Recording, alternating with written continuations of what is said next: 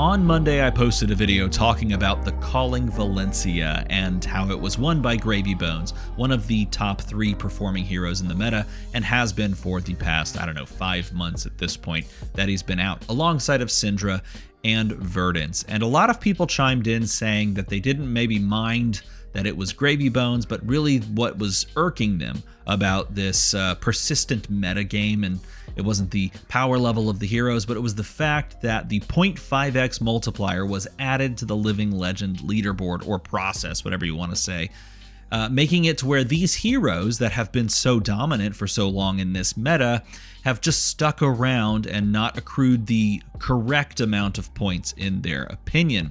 And I'm going to push back on that a little bit in this video, because I don't think the issue is the 0.5x multiplier, like a lot of people are saying. But I do want to highlight a lot of those comments, and I want to give you my opinion on where the issue really truly lies. So here's a bunch of comments, and these are all, like I said, from that video. Is this the meta answer, or do we need bans? We were talking about the possibility of bans for Gravy Bones and for Syndra and for Verdance. And there's a lot of people that made a comment like this, which Draco Paradox put. This is not the only one that said it, and I do think that this is a fine take. I don't think that any of the top heroes need a tweak, but I do think there needs to be a change to the points at major events. If it's a calling or higher, the hero should get full points despite the age of the hero. And this is like fundamentally what a lot of people have been kind of chiming in with and saying in these comment section, basically. But I'm going to say this. I personally think that the 0.5x multiplier is fine, is good in the way that it was intended. But the way that it was intended isn't necessarily what we're seeing, and here's why. Because when the 0.5x multiplier was presented to us, it was done so under the idea that it's going to function in a way to prevent heroes from gaining too many points before a ban and restricted announcement could be placed down, so that the hero could be curbed, their power level could be brought down into parity with other heroes, right? And that is the point of the system. The point of the 0.5x multiplier is to allow time for more frequent ban and restricted announcements to bring their power level down in parity with others. Now, what we see with Syndra and Verdance and Gravy Bones is that they were touched once, and in some cases in different ways, but their power level still sits relatively above other heroes in the meta. And because of their coexistence, those 3 heroes, as I talked about in a previous video maybe about 3 weeks ago, those 3 heroes sort of serve to protect each other and keep each other at the top of the leaderboards at, tournaments, top 8s, that sort of stuff, right? So they help each other stay there, and then they're not necessarily in need, and I agree with this comment. I'm going to go back to it.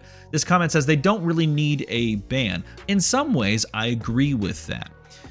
They don't necessarily feel as though they're that much further past, a bunch of other heroes in the format. I think there are other heroes in the format, your Kasais, your Acilios, your Arachne Marionettes. There are those heroes that are performing relatively closely to the top heroes. So in all intents and purposes, it seems like this is just pretty okay.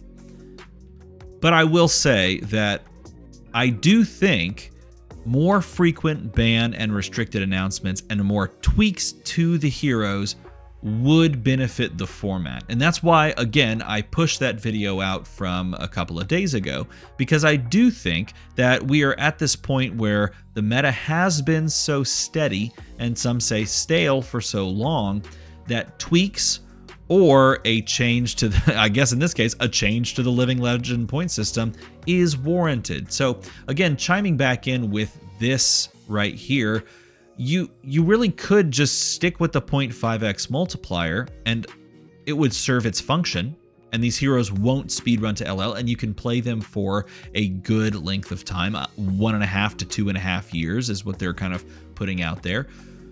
You can have that 0.5x multiplier, but what needs to come with it is more frequent tweaks. Now, if you don't feel like the meta is so far spread where tweaks are necessary, then maybe that 0.5x multiplier needs to go away. But to me, I think that's the real crux of it. It's a good system if it comes with more frequent tweaks. And it may just be that we have this perfect storm of these heroes just being that little tiny bit better than some of the other heroes out there, and that they protect each other enough that certain heroes can't come in and cut in. And well, you know what? Before I keep reading some of these comments, I do have to point this out. It's also apparent that Super Slam did not do enough to mix up the format itself. It did not do enough to make that big of a splash, and so there is something to be said about the idea that Super Slam didn't have enough of a slam on the format to really shift those top 3 decks, and it kind of falls to the fact that Gravy Bones is very good at controlling those bigger, stompier heroes, Brutes and Guardians, and that Syndra is pretty good at controlling everything else, and that Verdance kind of curbs some of those same sort of things. And so it's a little tough in that sense. I feel for LSS because it's like the meta is good. Like, this is a good meta, and yet there's just those top 3 that continue to gobble up the points, even though they're only gobbling up 0.5 points. And some of those old heroes that could be winning aren't rotating as quickly as maybe they could be. This is an interesting comment. I agree with Anth's Place, that's how you say that, V 1.0. Honestly, I was shocked none of the swells got banned the first time around. That card was my #1 pick for how to hit Gravy in the first round of bans. I was still in agreement that I think that is something that you could do. It is one of those interesting things that, this indirectly nerfs Marlin with the Tipple ban, but they could swap it out. Maybe you put Tipples back in and you take Swell out, or maybe you just further try to push Gravy Bones down. But at this point, I think he is where he probably needs to be. What if all the pirate allies have titles in their name become legendary? This was a comment left on multiple occasions. This case is left by M. Art in Altars. M. Arton Martin. Oh, it's Martin. Oh my God, Martin's just in the Discord. Yeah, this is one of those comments that was left in multiple occasions. I understand the thematic potential of the idea of having all your pirate allies be legendary, but it also kind of makes the deck that much worse. Unless you don't, you would have to go back to the drawing board and rewrite how Gravy Bones even functions if all your allies are legendary. Because the moment they die and they flip over, they're done. You don't really bring them up out of the depths again. And that's really kind of the thematic potential, which I think a couple of comments have hit on. The thematic potential is that they do come back. They are coming out. And technically, it's like, well, they're coming back from the grave. Well, yes, but you're putting them there in the first place. So maybe there would be a different mechanic where, they interplay with Go again, and then when they die, they go up face up, but the second time they die, they go and face down. But that isn't as easy to track, right? So it comes to the point where it's like, you want them to be legendary. That does help with some of the balance, but at the same time, it also does kill a little bit of what the deck actually can do in any way, shape, or form. I frankly think that the 0.5 multiplier is what poisons all discussion around BNRs, especially in this, maybe not anymore, triangle meta. It's very hard to talk about heroes in good faith when LSS lessons learned to pushing heroes way too hard is to, instead of showing restraint in hero and set design, is actually just deal with this for longer, not our problem. That is, I think, disingenuous. I don't think that's LSS's perspective. I do think that these heroes are strong, but I don't necessarily think that they're that much stronger than some of the other heroes that are around. Now, I will say some of the strongest heroes are some of the newest heroes. And you look at the top 8 heroes, they're, heroes from really the past 2 years. And that, I think, doesn't necessarily speak to LSS trying to pad out the whole narrative of, we're just going to build broken heroes and force you to play those. I don't think that's the case. I just think that their gameplay has, or their design, I should say, their design around heroes has, grown, evolved, and improved. Heroes are now punchier. They're now more exciting. They're now more unique than they were 4 years ago. And some of those heroes are like super broken outliers, all Tales of Aria, just look at them. But then some of those heroes are clearly lower on the power level, and that is the reason that they aren't able to convert. Your WTR heroes, some of your ARC heroes, as you can see, are still lurking around. There are older heroes that are just lower powered than they should be. Not that lower powered than the most recent heroes, they're just lower powered in general, and therein lies the issue. So I don't necessarily think that it's just actually deal with it for longer, not our problem. No, I think the 0.5x multiplier is one of those nice stopgaps as some of those older heroes do rotate and the hero pool becomes a newer, fresher hero pool with that, more consistent new design. I think that we see some of those power level parity pieces start to level out, and the 0.5x multiplier is just there if we do get like an Oldham Briar Lexi set, because that, if you were around for Tales of Aria, was nuts. It was crazy. Okay. They also say, I honestly think Gravy is fine and Syndra's a little too consistent, but not really this insanely OP unbeatable deck. But when they're omnipresent and take down an event and only earn a pittance of points for it, I think it really sours a lot of people to them. I think that there's truth in that. I think Gravy is fine. I do think Gravy is fine-ish. I do think he has very powerful things, but I think there's a lot of heroes that do that as well. And he is a lot more vulnerable to just doing bad stuff because his deck doesn't do bad or do good stuff because you draw it badly than he was before. Syndra is a little too consistent, but not this insanely OP unbeatable deck.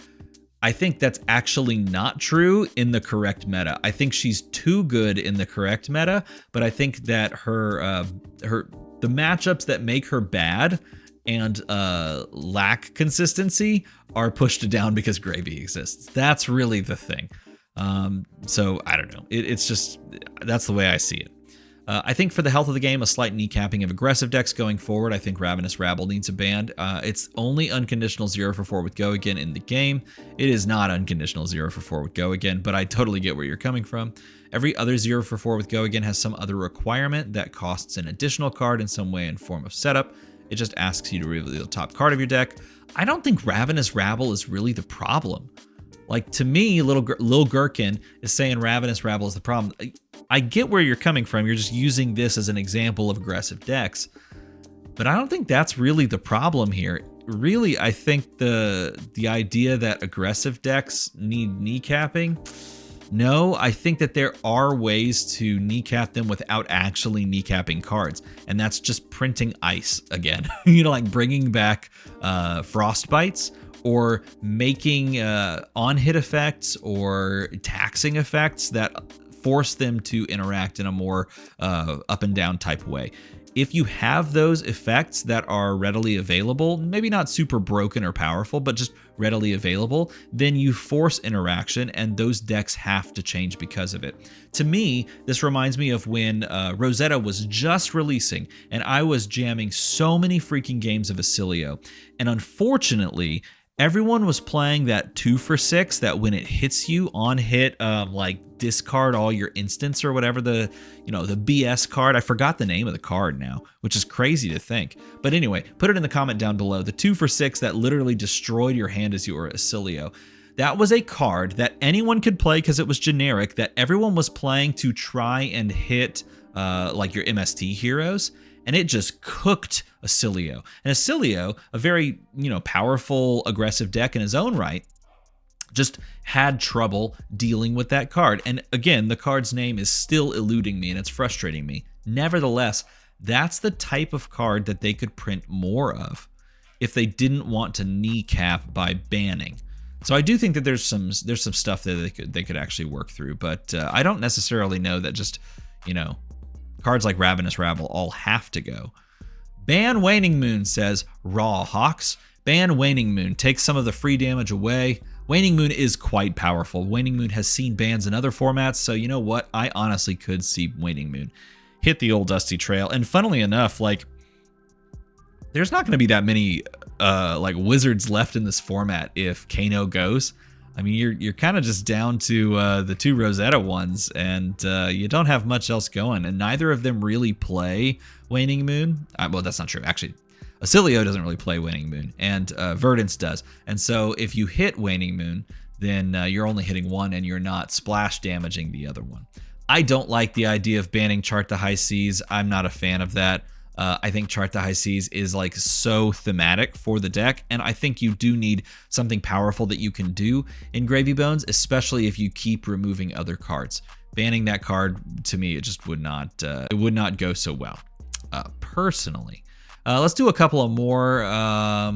This is a good comment. It would be worth looking into the skill level of players on decks as well. If I'm not mistaken, most of the Pro Team players in the event were on Mario, and Mario is definitely a strong hero, but I think the conversion may be somewhat skewed by lack of Pro Team players on Syndra and high count on Mario instead. I think that's always the case. I think looking at conversion is cool, and it is a stat, but there's always going to be a deeper level that you can take it that perhaps isn't something that you're going to be able to see. Like, we could go and look at every player that played Mario, and I would agree. I think if more of these higher level players end up switching to this type of deck, then you're going to see a result like this, especially if the deck is like good and ironed out.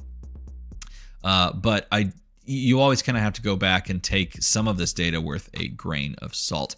Like, for example, this comment says exactly that. I've never seen the value of talking about conversion rates. There's too many variables that make the data a reliable source of the meta. Yeah, for sure. I totally get that. This comment was posted 40 minutes ago. Ban list, no changes. Look, if we get a ban list, BNR on December 15th, and there are no changes to the format, well, first of all, I don't think that's going to happen. But if we do have that as the case, well, I mean, we're just going to be playing in a slowly evolving meta with hopefully more players picking up things like Mario or Acilio and trying to sort of counter the counter of the deck.